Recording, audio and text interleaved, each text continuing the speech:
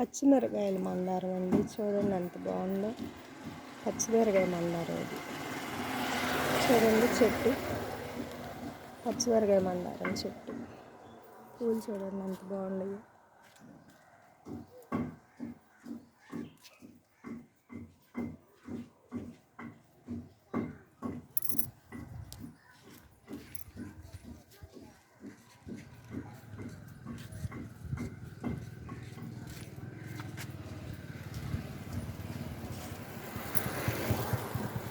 ఏమో గన్నేరు మందారం, గన్నేరు పువ్వులు